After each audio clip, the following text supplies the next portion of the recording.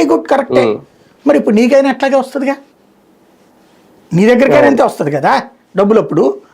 అప్పుడు నువ్వేం చేస్తున్నట్టు, బెల్ట్ షాప్ దగ్గర తింటున్నావు, మద్యం దుకాణం దగ్గర తింటున్నావు, బార్ దగ్గర తింటున్నావు, ప్లస్ పైన తింటున్నావు. కాకుండా ఈ మధ్యన పన్ను లేని మద్యాన్ని గోవా నుంచి తీసుకొచ్చి ఇక్కడ అమ్ముకుంటున్నారు, అక్కడ తింటున్నారు. ఇక్కడ 6 దశలు అవినీతి జరుగుతోంది. అక్కడ ఒక దశ అవినీతి జరగలేదని నేను చెప్పను, ప్రొడక్షన్లో జరిగి ఉండొచ్చు అక్కడ, కానీ అది నువ్వు నిరూపించలేవు. ఆ ప్రొడక్షన్ తయారు చేసిన కంపెనీలోడు చెప్పాలి, అయ్యా నేను 1,00,000 అమ్మాను, ప్రతి 1,00,000కి కూడా నా దగ్గర నుంచి ఇంత ఇద్ది ఉన్నారు వీళ్ళు అని చెప్పేసి.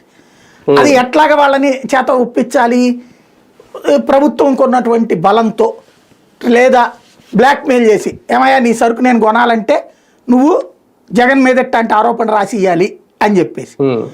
అది జరిగితే అది వ్యాలిడ్ కాదు. ఎందుకని, నేను క్యాష్గా ఇచ్చాను అంటే కనుక ఆధారాలు చూపించడం అనేటప్పటికీ దశాబ్దాలు పడుతుంది.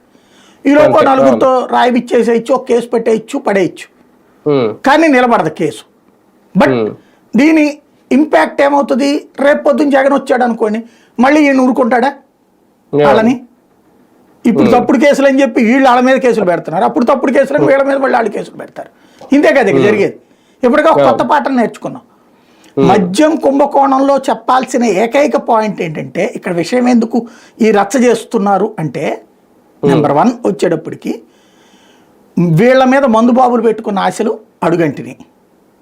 మందుబాబులే కదా ఈ 75 లక్షల మంది మందుబాబులు ఓట్లేశారని ఇల్లే చెప్పి రాశారు.